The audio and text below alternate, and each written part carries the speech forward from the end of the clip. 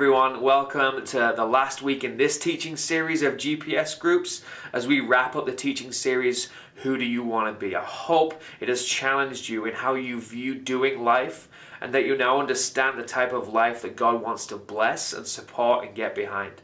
The last conversation I want to have with you is about what it means to be a follower.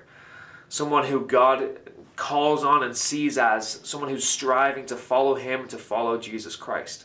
Because as we talked about this last Sunday, Jesus says in Matthew 5:10, God blesses those who are persecuted for doing right, for the kingdom of heaven is theirs. God blesses when people mock you and persecute and lie about you and say all sorts of evil things about you because you are my followers. Really what he's talking about there is the hardship that you face, the difficulty you face. Because you will say you're a Christian, because you will act like a Christian, because you will call other Christians to be Christians, that's going to catch you some flack. That's going to be a tough life. That's going to be difficult. And God blesses it because you're deciding to be one of His followers. Because you're choosing to not just be someone who thinks about it or agrees with it intellectually, but actually lives it out and chooses to follow Jesus Christ with your life. I want to thank you for making that decision if you are a follower, and if not, to invite you into it. I've got a small Bible study I want to do with you guys. So if you want to pause it now and have some conversation beforehand, you can do. Otherwise, we can dig straight into it after an awkward 5-second pause.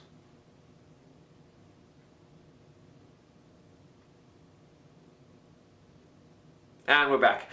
So, Matthew 5, starting in verse 13. Immediately after the Beatitudes, we find Jesus' teaching about salt and light.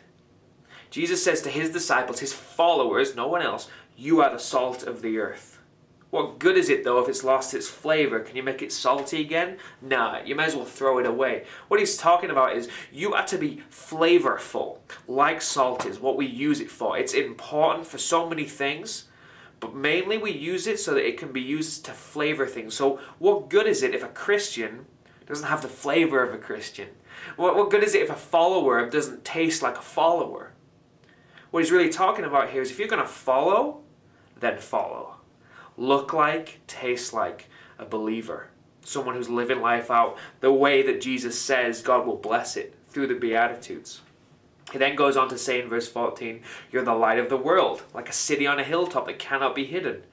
Basically, don't hide the fact that you're a Christian. It can be tough, it can be difficult, but when you feel that urge and that need to share with somebody what it means to follow or to make the right decision, openly, stand up and talk about it. That's the kind of thing God is in the habit of blessing. God is in the habit of giving you the right words to use, of giving you the confidence and paying dividends from our choice to follow. So I hope you have a great last time of GPS for this teaching series. We will start again in a few weeks with our new teaching series. So I hope your group is able to continue and start back up again. But I really hope you can have a good conversation tonight about what it means to follow Jesus Christ with your life. Not just one area, but with the whole thing. Thank you again for being a part of GPS groups, for being a part of Epiphany Station, for being a part of the mission to bring the message of loving God and loving people to our community. Hope you have a great night.